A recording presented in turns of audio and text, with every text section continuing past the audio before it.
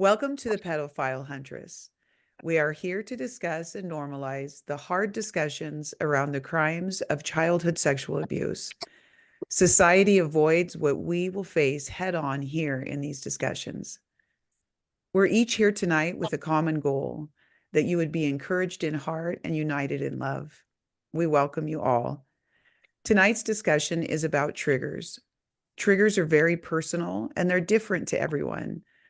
A person's triggers are activated through one or more of the five senses: sight, sound, touch, smell, and taste.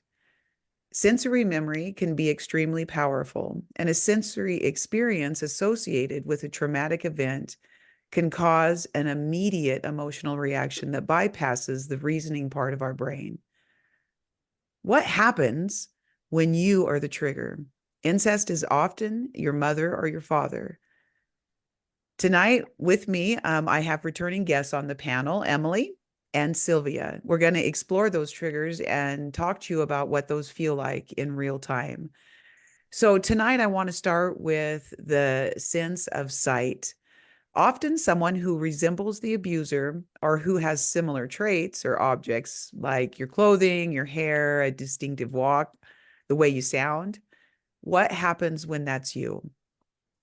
So let's start right there, ladies, and talk about, I've had so many people, even in my own family, who say, what do you do when the trigger's you, right? Like I'll put lipstick on and I pull my purse up and I pull my little mirror out and I see my mom. And my mother was a sexual abuser to me, and immediately I'm off put, and I want to put I want to reject myself. That's the Mhm. easiest way to say it. Mm. And so, what does that look like for you guys? It's really hard when it's a trigger that I love that when I read that often it's someone who resembles you that will trigger you. Well, what if it's us? And oftentimes we do look like our parents. So, talk Mhm. to me about that a little bit.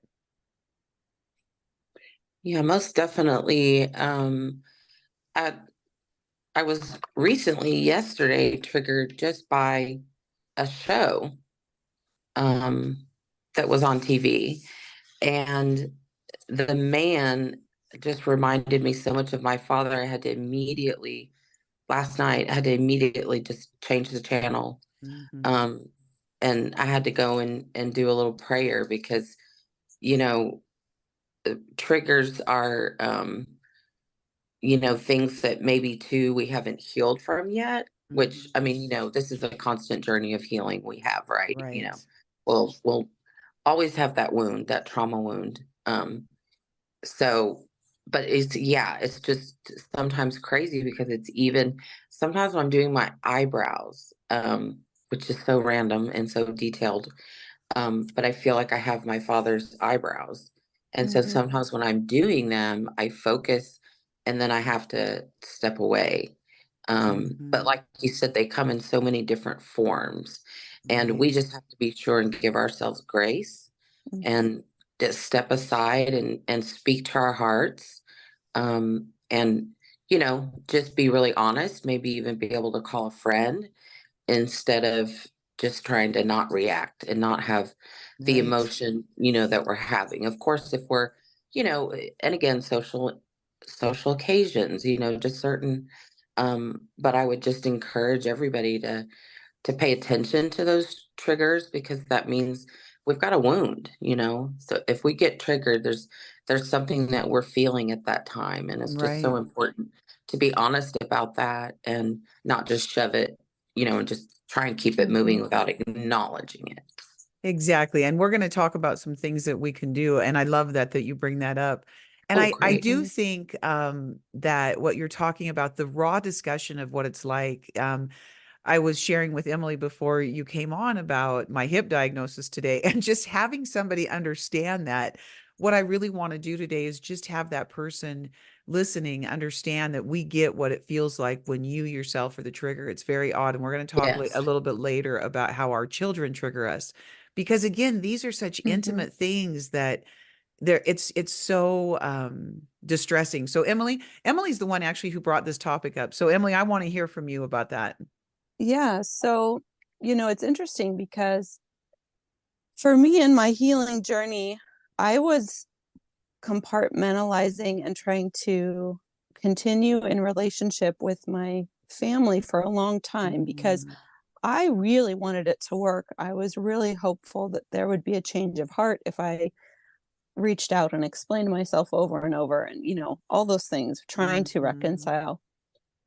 But then once I really started to recognize what had happened to me and what the reality of the situation was, and I started to actually integrate the truth, Mhm. that's when I started to notice myself Hmm. being That similar is in such a great way to appearance say it.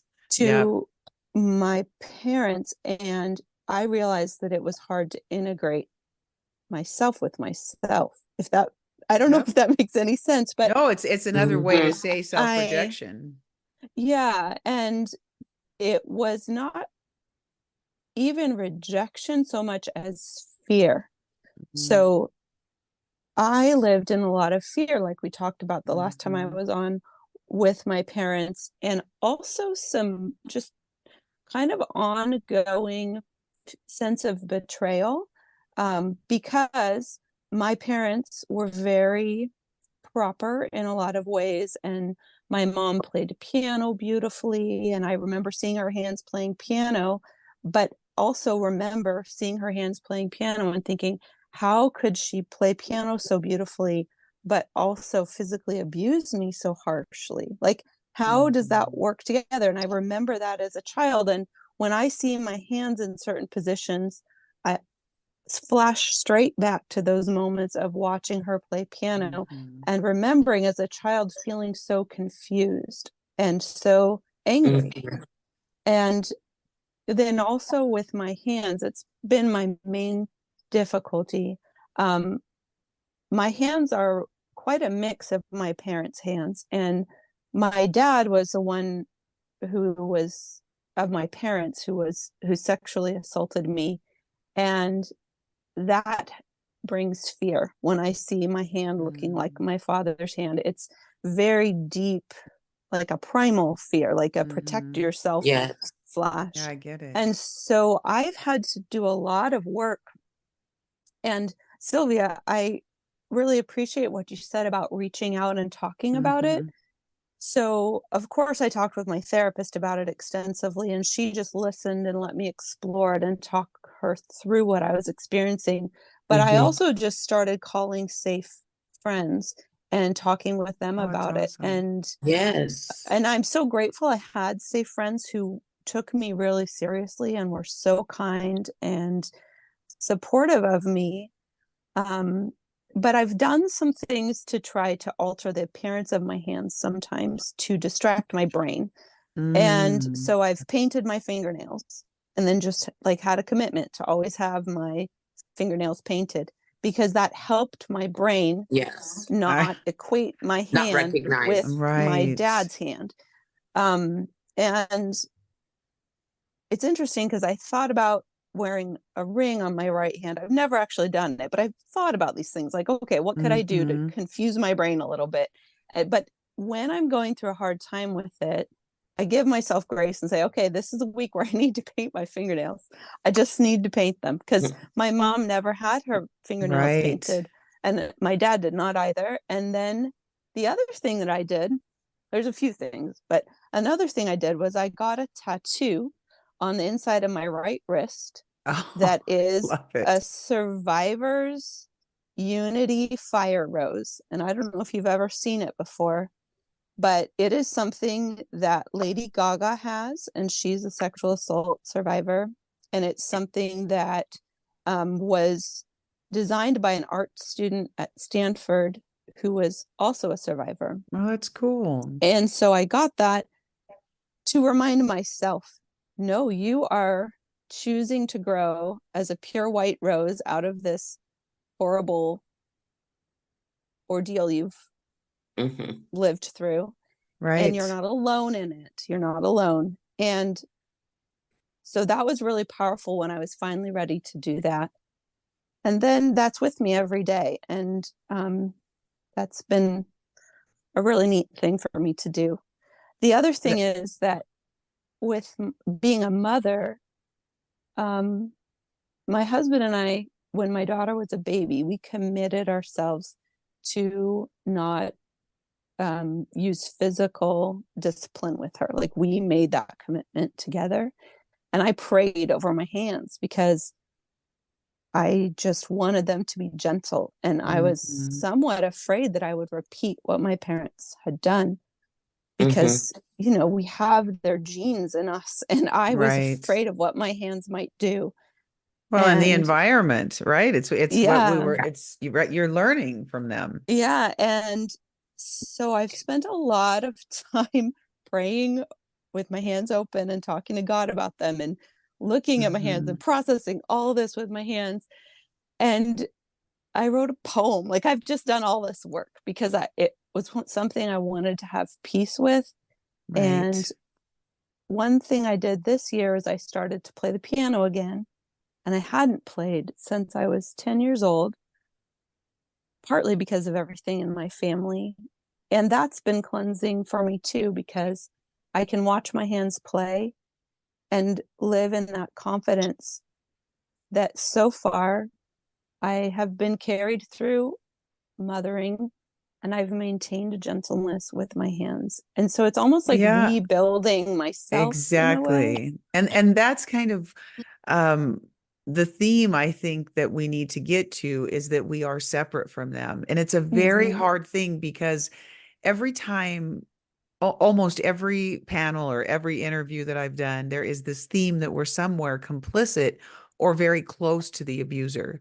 And so I think what Mm-hmm. happens when we see those overlays is, see, and you talked about fear, and I did have great, great fear with my father. With my mother, I hate to say this, but I had a repulsion because it was just so Mm-hmm. repulsive to me on many levels, taste and just all of it. And so I feel repulsed. So for me, isn't that funny that I say self-rejection because I'm repulsed by it and I want to go away from it. It's like Sylvia, you said, when I look in the Mm-hmm. mirror and I see that, I just want to go away from it.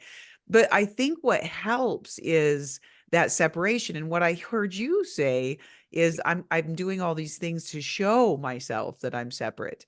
Because Mm-hmm. I think that it is this melding of our souls somewhere with them. You know, they talk about soul ties and these kinds of things. It's weird how abusers keep us in their back pocket, and it's hard to get out of that back pocket, isn't it? You know what I mean? Like our Yes. love for them, or like you said, I'll do anything to stay close to these people.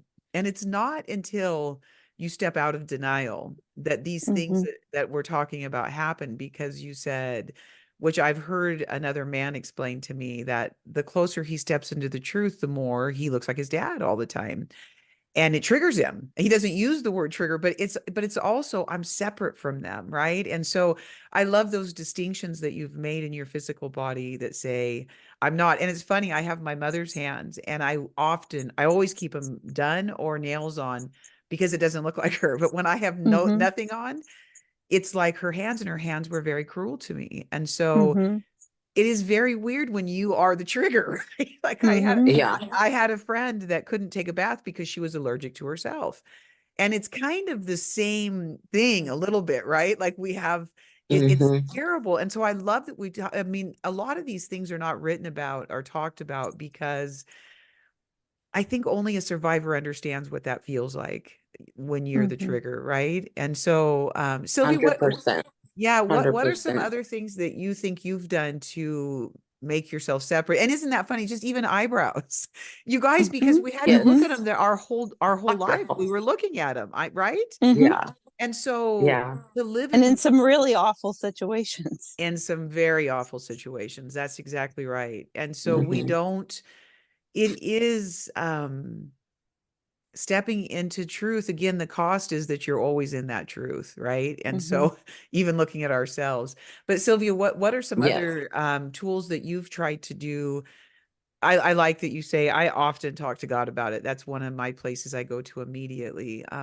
When I wake up, Yes. sometimes, I used to wake up with really bad dreams. Most of those are gone now, but around the murder, I had Me really too. significant. Yeah, isn't that cool? And so I always say Yeah. that modalities are good, but they cannot heal a broken heart. Only God can. Yes. Amen. And I did used to have a lot of nightmares. And of course, that's very triggering because Oh, you it's know, you're terrible. actually reliving what actually Yes. happened to you. And I think, how in the world is my brain wanting to even take me back to that? You know, Right. Because it's what not is done going yet. Mhm. right? It's not But done I yet. learned to just pray before bedtime and ask God to guard my mind Mhm. and not allow the enemy, because you know he comes to us and we're very vulnerable when we're sleeping. So I learned how to pray that hedge of protection over my bed and my thoughts and my Yeah, I do dreams. that. I do that as well. Um, and and then I think just working, like, you know, Emily saying, just doing the work. Mhm. And you armor up, you know, with God, and no, devil, I'm not gonna. Mhm. um I showering was triggering for me for a Showering. long for a long See, and Mhm. time. isn't that terrible? It should be this Mhm. comforting thing of getting clean. Yes, These are Mhm. the yes, things that are so awful that are taken from us. I mean, what was taken are things that we can't really explain until we talk this way. So keep yeah. going. And I mean, you have to take a shower, you know, you can't just. So I just made it something really special between like a Mm, prayer time, and they would put on some Christian music, or sometimes if it was just some kind of beautiful music that I wanted to listen to, and that's they'd light cool. candles, and I would just dim the lights, and make it my sanctuary, and to let my memories know that you're not welcome here. This is my You're time. changing it, And Mhm. yes, changing the and story. we have to, you know, we have to do that. We We have to Mhm. make do. those changes. And I know there's a lot of people, because I've spoken with a lot of women, that they're very bathtubs, bath time, Mhm. showering is very triggering. And, Mhm. you know, and I got it because it was for me too. And now it almost never happens, but it does happen from time to time. Mhm. Well, and that's kind of a distinction I want to make too, is that it's not always the enemy in triggers. Sometimes it's God saying, I need to Hmm. heal this area and let's get this Yes. out. I Yes. remember going down I lived in Oregon for years and years and years, in Washington, Oregon, and we'd go to the coast often. And one night I went down there, we were in this beautiful house. My daughter was there, we're having a lovely time. I smoked then, so I went out on the porch to have a cigarette, and the murdered lady came walking out of the woods. That's what it felt like to me. Mhm. Oh, wow. I flipped out and ran in the house because it was an absolute flashback. That wasn't a trigger, that was a Hmm. flashback. And so anyway, I went to my counselor, and one of the things that a good counselor could do, and anybody listening that has not been in counseling, get in counseling, a good one Mhm. that's actually trained in this kind of trauma, childhood trauma. But he explained it to me. And so then I didn't have the fear associated with it, because I felt like a demon was chasing me, or like her spirit was to getting me because, she didn't have rest or whatever. It was terrifying, you guys. Of course, I didn't come in the house and say anything because you sound like a nut. But my counselor would Right. explain. He'd say, Jody, where did you see that woman? And I'd say, oh my God, she was walking down that sidewalk towards me. And then I understood it was just my mind bringing back that flashback. Why she was coming out of the woods, it felt like. I can't understand, but I do understand that it's not all darkness, that we have to walk through these things actually to get to the other side. Because I would be Hmm. an absolute dead drunk every night. I would have to drink so much just so I wouldn't have dreams of this dead lady under Yeah. my feet and all of this. I don't have to do that anymore. I can peacefully go to sleep. I can wake up at night and know that I'm okay, because I didn't change my reality. I walked through the bastard. There's a great Yes. big difference, right? Yes. No, kind of. So I just wanted to bring that up because it is really important to know that all triggering things are not like Satan be gone. I think that's kind of a religious thing. Remember, we talked Yes. about you got 2 seconds to heal, or 10 minutes, and then God calls it Yes. good. Like that's just, if we're triggered Yeah. when we're 80, we're triggered when we're 80. Mhm. That's, I Yeah. don't think that that's always dark. However, can darkness use things against us? 100% they can. So Yes. just to make that distinction there. And One, I triggers wanted to are, say I wanted to say a couple things, yes, Jody. please. My therapist, who worked in child psychology and then worked with adults, and she specialized in trauma as So well, good. she Mhm. always asked me to talk her through any flashback I I had, love any it. trigger. Yep. And it took a lot of courage to describe it Mhm. all. And especially like what you said, Jody, of just feeling like I was crazy. Like I don't want Exactly. to put myself down, but I was afraid of what was You going on in bet. me. It was Exactly. so Mhm. confusing and so hard. And so I agree with you. And I encourage anyone who's listening to seek a trained Mhm. therapist who Yeah, is able to expertly walk with you through those things, because Yes. it's so illuminating. And for me, it's been a gradual process of like trusting God working in me to bring up what is next. exactly. And And and then and so and the right, the pace, and you can guide the pace. Sometimes I would walk mhm, away from counseling for a year because you guys, I couldn't take anymore. Like I just wanted to go Yeah. smell a flower and watch the ocean. You know what I mean? So you can mhm. absolutely stop. Maybe I could have done my healing faster. I don't know. I'll never know because I didn't. I did it But I also at the think that's speed that you're I could right do. too, right? Because after we've been so manipulated and Mm, so controlled, I also think it's okay for us to have a choice in that, 100%. you know. Yes. Mhm. Hmm. My counselor would talk often about, because nightmares were the same. He'd even say to me, this one time I had this dream, you guys. I was back in the motel room. We had just killed this lady. I had done it and I wrote something on the mattress, but I was taking a break from counseling. And my counselor said, Jody, I wish so bad you would have come in because I couldn't remember what I wrote. Isn't that funny how that is? But he felt it Wow. was very significant, but it disappeared. It was like disappearing ink on this mattress. And it disappeared from my mind because you guys know Wow. what we do with trauma. We let it disappear. So it is very Yes. important, even our dreams. If you're not going to a counselor, start journaling, start journaling, start journaling. Journaling really opened my life to healing before I ever went in. I remember writing down, the first thing I ever wrote was how my heart ached while I put on a smile. Because when you come from Mm, families of incest, you walk around with a smile on, you're a good kid. Hmm. You actually have to be a bad kid to start healing because you have to go against everything your parents mhm, taught you. So I guess I'm a rebel with a cause because I ain't listening Yeah. to them anymore.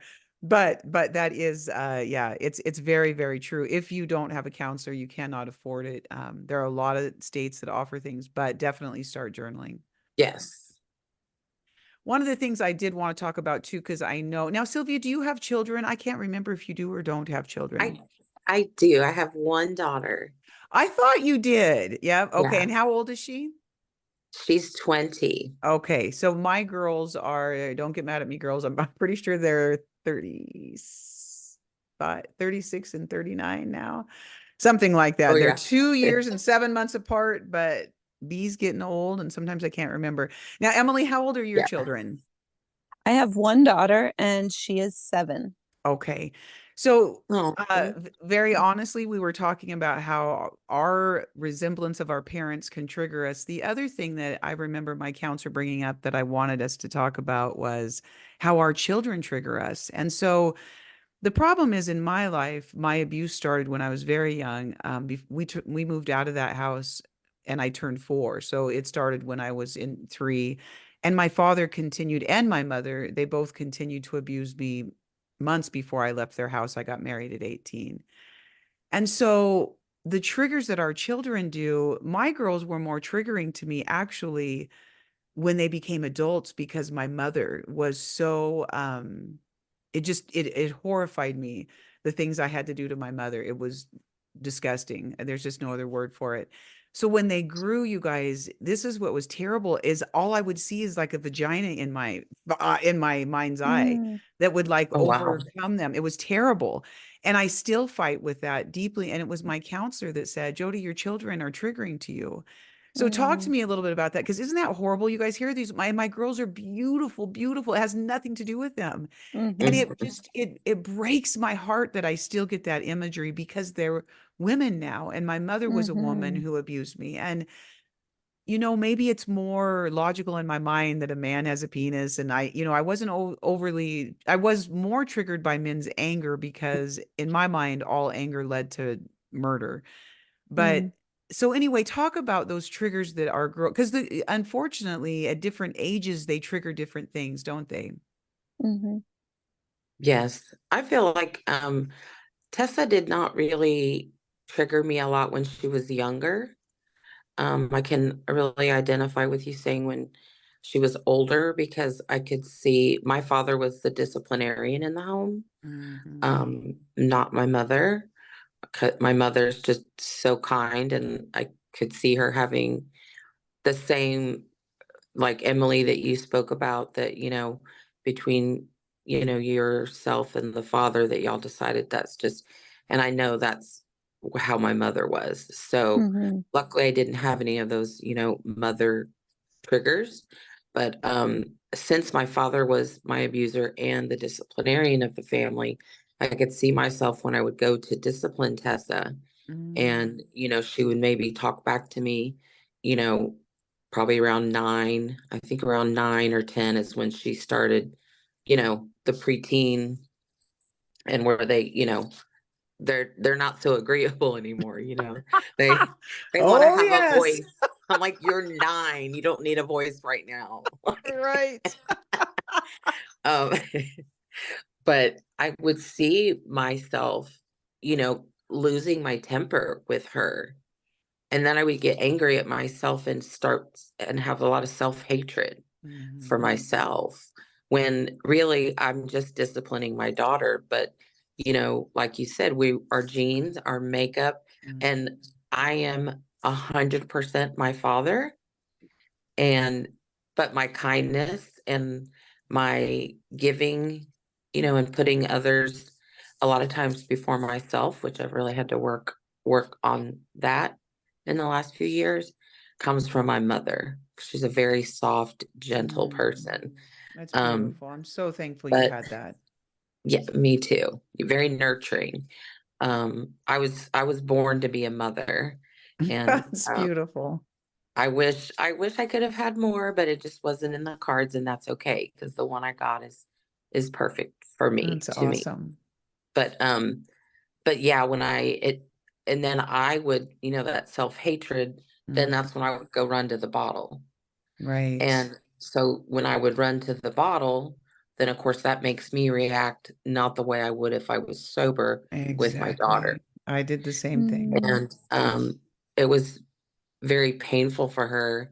And probably by the time she was almost 11, um, she said, "Mom, I want to go live with Dad." I was like, "Wait, what? Like, Oh, yeah. what do you mean?" Because her dad was not Father of the Year, and but would never abuse her. Thank goodness, he just didn't fit. It's strange that I had him as a partner, because normally we pick people like our abusers, but um and I'll never forget it. And I said, "Okay, she was like, "And I want Dad to come and pick me up right now."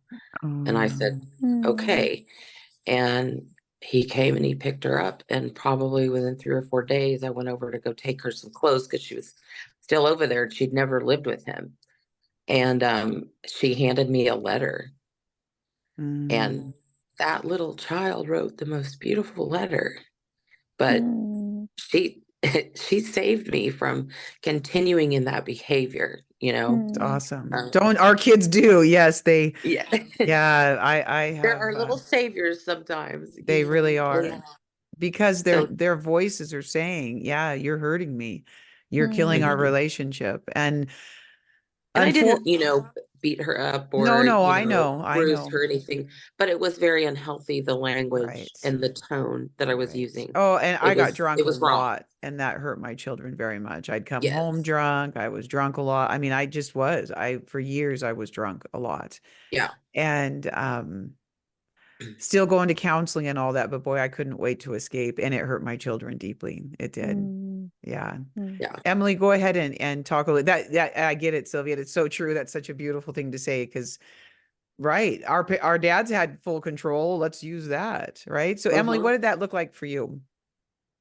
Uh, Remind me, children, her being a trigger to me. Yes. Or it Um, maybe she's not. Yeah, I don't know.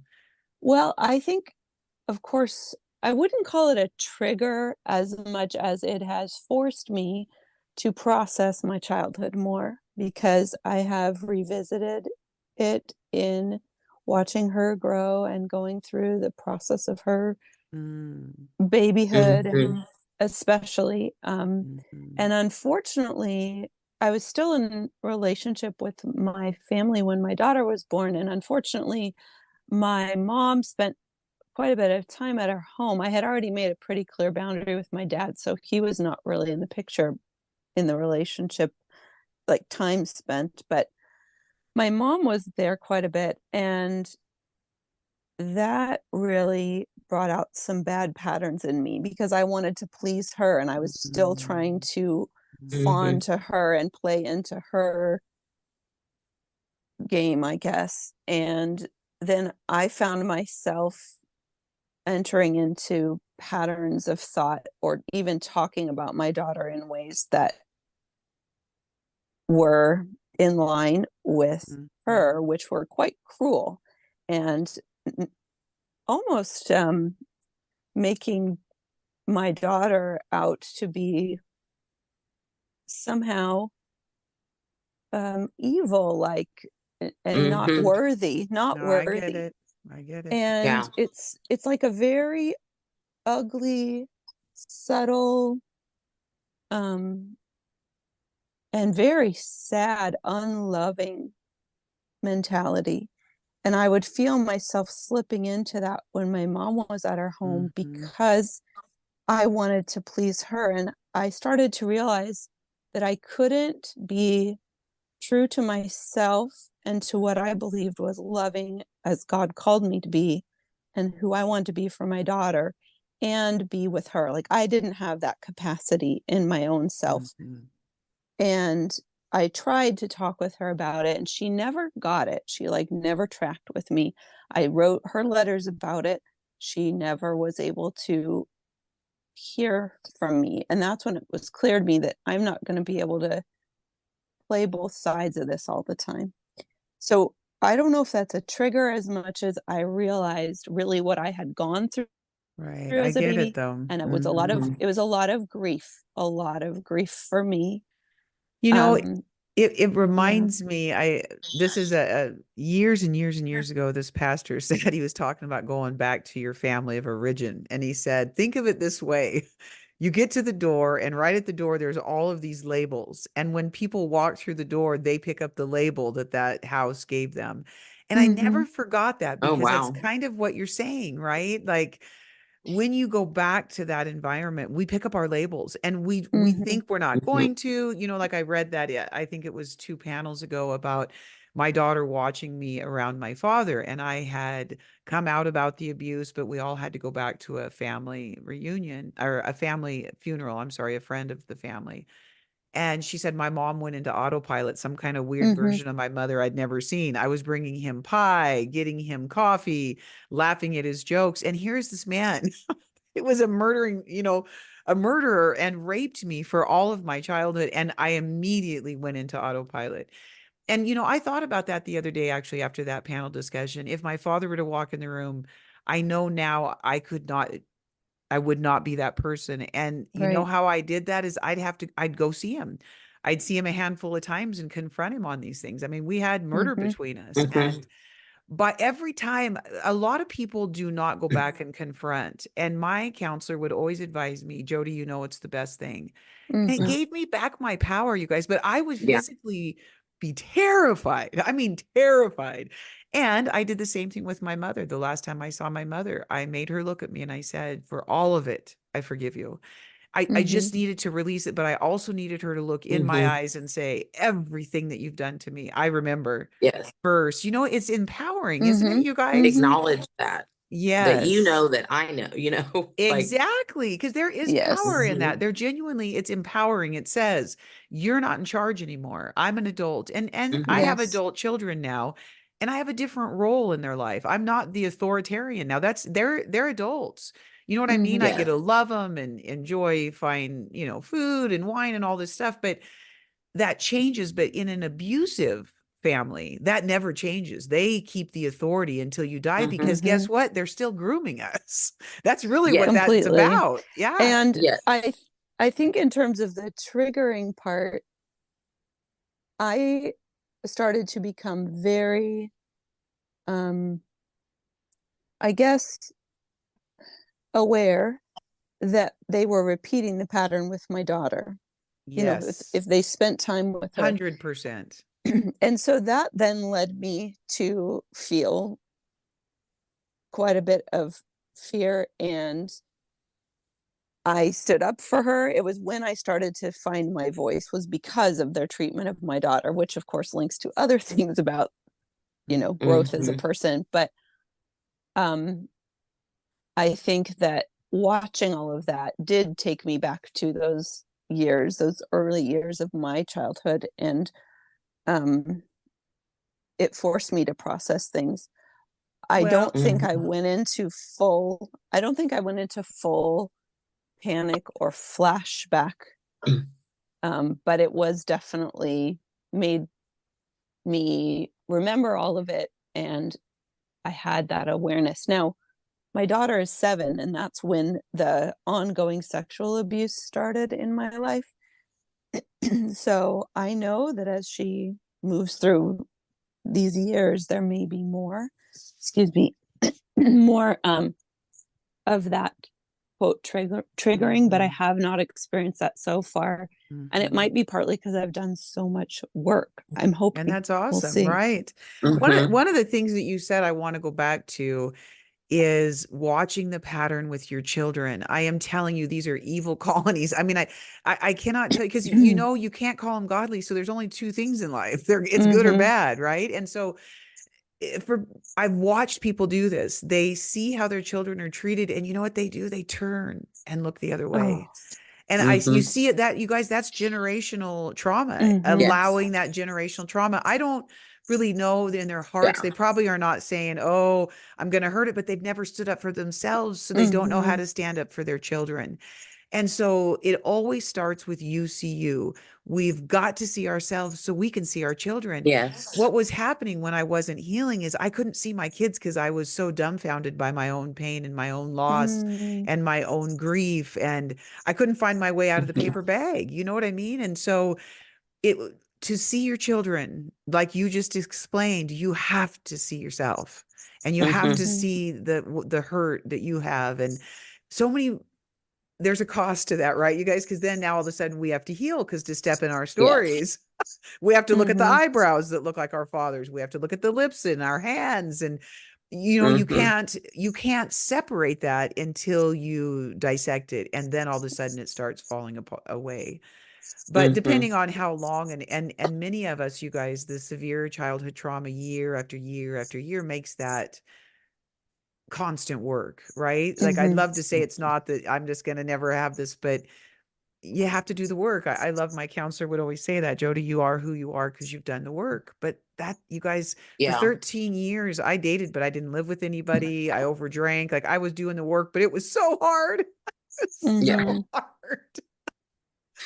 It was so Yes. hard. So I think that's such a good distinction. When you see it happening to your children, change the channel, walk away. But I don't know, you guys, Mhm. can you stay close to these families that don't change? I don't believe you can. I think in our hearts we want to because they're our family. But talk about that, Sylvia. I see you shaking your head. Talk to me about I that. I I can't do it because for numerous reasons, but there's a lot of generational curses Mhm. going Mm-hmm. on in my Yes, father's side of the 100%. family. Hmm. My mother's side never had any, and it's an exact reflection of who she is today and why she is, because their family doesn't know anything like that. They never So had that in beautiful. their family, where, my father did. And just being him and his brothers were so alike. Um, so being around them was just I couldn't do it. You I probably couldn't lit do up it. like a firecracker. Yes, exactly. It Right? was like pew, like the Roadrunner going the other Exactly. way. There's a Like, shiny, there's a squirrel. Like, I mean, it's yeah, just, yeah. I yeah. yeah, I totally get But that. but there is so much power in, what you said, Jody, about confronting, Hmm. like your mother. And like I went back, and when I was older, and I confronted my father, and Hmm. now I have a voice. I'm an adult now, and you cannot Mm-hmm. do this to me anymore, and I know Exactly. exactly what you did. So you can hide behind whatever you want to hide And they'll behind, call you a liar. They all or do. whatever. Yes, yes. Nuts But or it's sluts. so, yes, right. But it's, yeah, we're the little, yeah, the lost puppies and all that. Exactly. No, I'm With not a mental lost puppy. illness. Yes, hmm I'm not a, We've heard it yeah, all. bipolar, depressed, Yep. none. Alcoholic, on and on and on But and on and on. yeah, yes. But I think it's that is so powerful because even in Journey to Heal, if you can't confront your abuser, that's okay. But it is required and asked of you, if you can, to write a letter confronting your Mhm. abuser. What would you say? And a lot of these girls will eventually mail that. Mhm. I'm working with a girl right now. She eventually mailed that letter to her father. It's huge. And the ugliness that he came back at her with, hmm Mhm. and the hmm threats, and the, it's like, It's how horrible. dare he? Yeah. But you know what? She's rising above it, Mhm. and It's she awesome. is just becoming such a beautiful young lady. It's And so I think cool. it is so cool. So I Yes, just hope people listening will know that, it's, if it's your time, because it takes a lot of strength to it does. do it in your time, but write that letter, even if you're not going to send it or you can't send it. Who knows? Maybe one day you will. But there's power in those words and taking back, hey, I'm not this little victim. I'm a hmm survivor and I wear it It's proudly. so true. Right. Even if you have to start talking to your cat or your dog, talk it Right. out, Yes. practice. I do that because I do a lot of presenting, Hmm. to boards and, pretty groups that are kind of scary. And you know what? Yes. I always talk it out first. And so just talk it out. It really, it sounds cool. And that's what we're here doing together too. One of the Yes. things I want to do with the time that we have left is we always open up and talk about these realities. I want us to talk about some of the tools that we use because hmm all of us have been through healing. I know I use tools all the time. I can watch a movie, you guys, and be so triggered around a murder scene or if somebody's throat gets slit. I mean, I used to Hmm. freeze and be stuck until I called somebody and they talked me off a ledge. I'm talking about a counselor because they were on speed dial in those days. Not, and I didn't use them often because, of course, we don't reach out, but when you have to. Hmm. But I've learned how to go through that. So I want to talk. I mean, to me, the things that I use the most are grounding techniques. And so I don't know. I want you guys to talk about it. I wanted to say some things about that. Like, um, these exercises can work. Like, name 5 things you see in a room right hmm now. That got me through that murder memory. And I remember being on the phone with my counselor, and she's like, Jody, I just want you to look around the room. Don't make any judgments about what you're seeing. Focus on an object and tell me about that object. It helps, you guys. You sometimes because Hmm. you can get such a visceral reaction, you can't even breathe. Because especially when fear comes around it, like we've talked Yes. about memories that come up. So looking around your room, sometimes you can name things that you feel right now. My feet are on the floor. My chair is Hmm. soft. I'm feeling the arm of my chair. There's a candle across the room. Honestly, you guys, I use that hmm so Yeah. often. I would start getting almost a like a panic attack feeling when I'd be driving down the road, Yes. and I'd say, okay, You're I can hmm spiraling. yes, I can hmm feel my car's tires on the pavement. Like, I would just start going through it. hmm I can feel them going round, and all of those things, right? They help. So, what do you guys? There's another one that says name 3 things that you're hearing right now: the TV, birds Hmm. outside. But to refocus those things, it brings you back to that reality, kind of like when I put my lipstick on and I see my mother's face. You're Jody. You are not Yep, her. that's exactly what I do. I say, no, I you're say it, you. I have You're to. you. Every day. Exactly. No, you're you. And You're it's you. sad because, Uh-huh. we read these stories that say, oh, I look like my dad, or there's this whole blog about, I got all my looks from my mom and they love it. And for hmm us, Yes. it's damaging, like another thing taken. And I don't focus on what's taken, but it's just the truth, right? hmm And another thing is, they say Yeah. you can name 2 things that you smell right now. Often I will smell my coffee and taste hmm it, like, or whatever it is. I have tea, that kind of thing. And the last thing, and then I want you guys to talk about it because I love this one too, is say something good about yourself. My mother's an attractive lady, and I'll say, thank you, mom, for giving me a pretty face. You know what I mean? Like something hmm Oh, kind about yeah. something that they gave, because my parents were very good looking people. It's so sad that they chose the path that they chose. And, mm you know, um, So anyway, those are some of my lists. You guys talk to me about things that you do. I love how you change the shower. I just want to leave some examples of we haven't Mhm. really done that, but I Sure. know that we all know them, right? So talk to me about that. Yes. I think I get a lot. I have done the grounding techniques before when I'm really like a panic attack. I'd never had a panic attack before in my life Yes. until my older years. I used to think, wow, I wonder, like, I want to empathize for these people, but I'm like, I don't even know what that is. That Like, what do started you with me mean? too, I think in menopause. I'm like, what? What? This panic attack? So, but so I did do that. Horrible. I think for me, the way I deal with those things is serving. I have a servant's Mm, heart, I love it. and I get so much healing from that from my church, and serving. And thank goodness, it's just a wonderful faith-based church, and that's how Kaylee and I met, and that was 3 years ago, and So we're cool. thick as thieves, and we've been through this together, and she's been there with me, and I start another group in 2 weeks, and but I do have to have those things because me as leading them through this, and Hmm. hearing all their stories, and everybody's in a room, and I'm the one who has to you know, keep the Right. calm and be the leader. And so I have to take care of myself.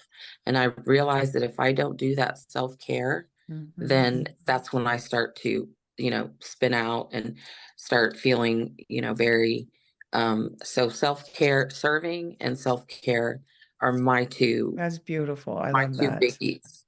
And I'll make it special sometimes, and invite a friend. And if she can't afford it, say, well, this time, how about I got you my treat? Yeah, I love Let's it. just go and indulge and just be girls and, just have a great time. So serving and self-care. And That's women, as women, beautiful. a lot of times we don't do that because as women, we put everybody else first, you know. So true. You take the best pork chop, I'll take the crumb that's left Yeah, on the I'll take the plate. bone.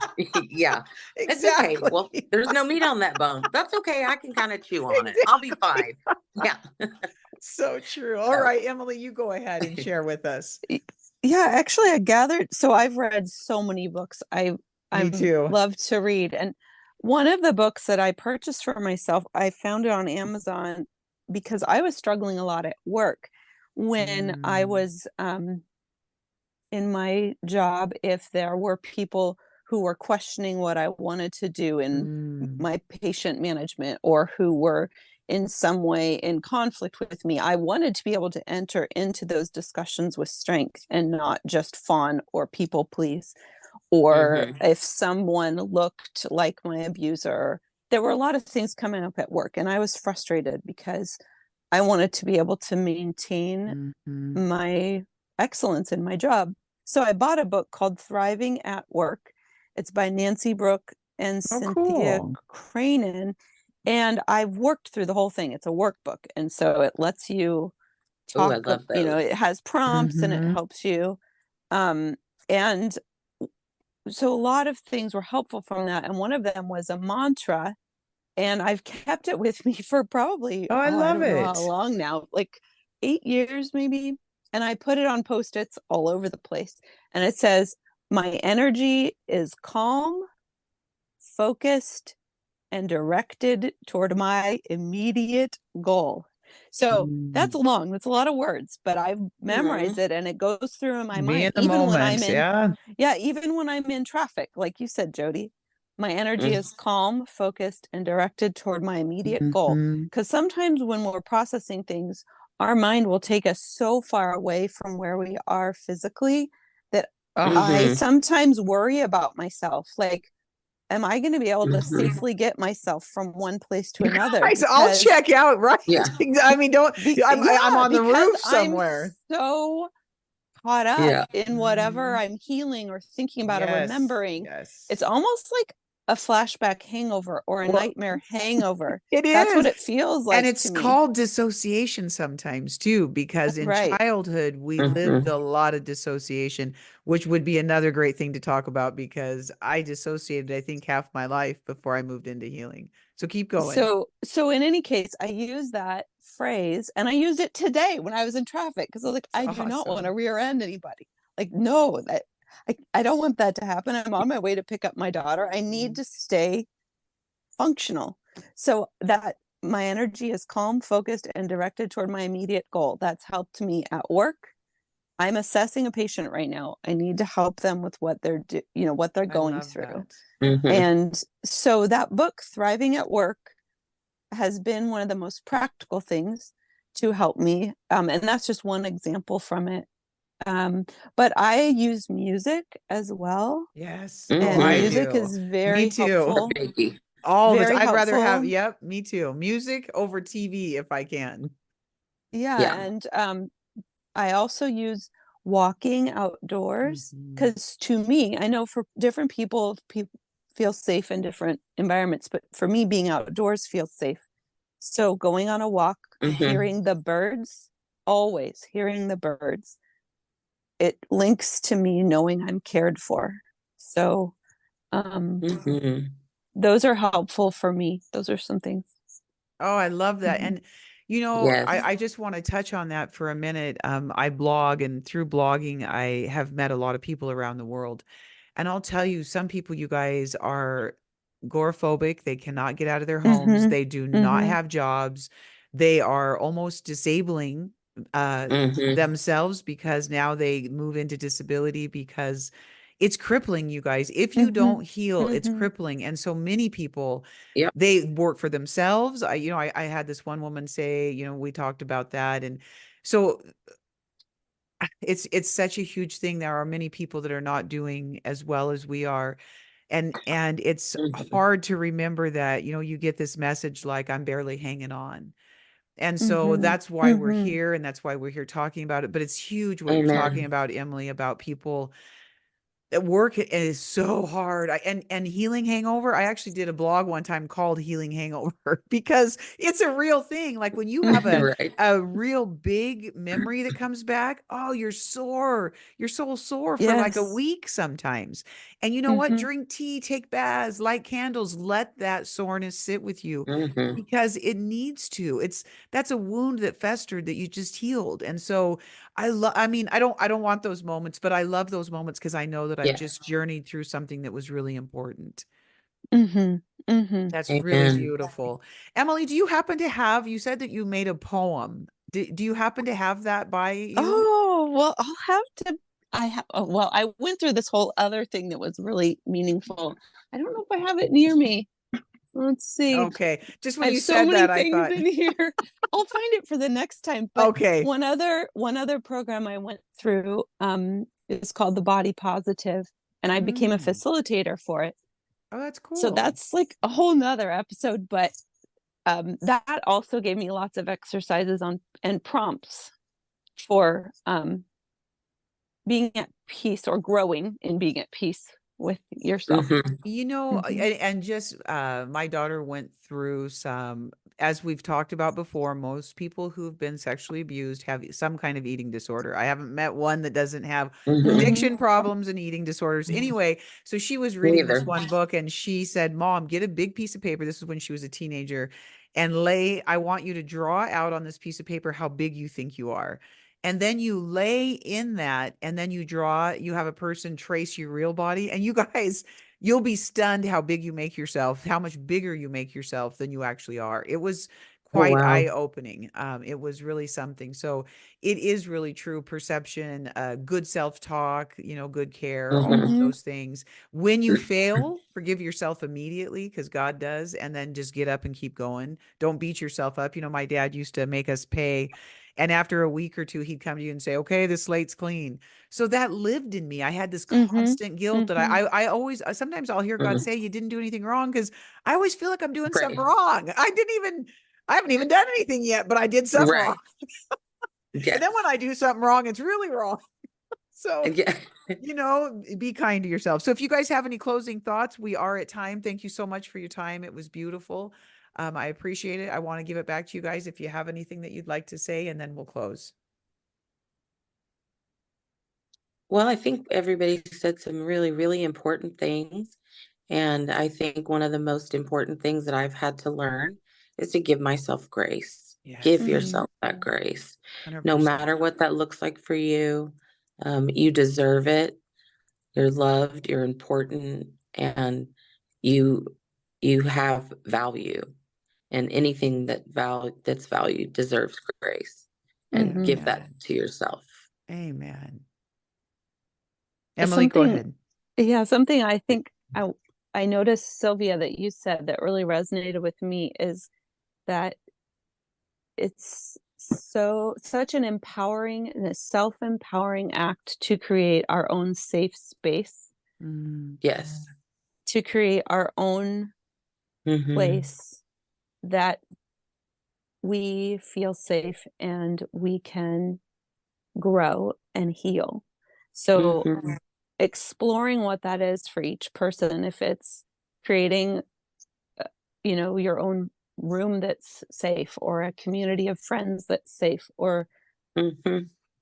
no matter how small it is, if you live in a small place, if it's one closet that's safe, some place for you to be mhm, physically, that you can be comforted. And I just think Mm-hmm. That's so that's good. so mhm. important. And so that's one thing I would say, to think of for yourself, how you Mm-hmm. could grow that and empower yourself in that. I love that. Yep. And Me I too. think I Yeah. would just underline that complete forgiveness for yourself. We are imperfect human beings. And the biggest thing that I have learned is that God does not want me perfect. He doesn't expect me to be perfect. And Mm, he does have unconditional love. I had a person say to me last night, Jody, unconditional love doesn't exist. You know what I want to end Oh, this broadcast with? mm, wow. Unconditional love does exist. And it's so yes. sad. And that Yeah. person deals with a lot of just bitterness and a very unhappy person. So we just want to Mm-hmm. say God loves you. There is unconditional love, and we'll see you next time. God bless. Thank you, ladies. Thank Thank you. you. Have a good night. You too.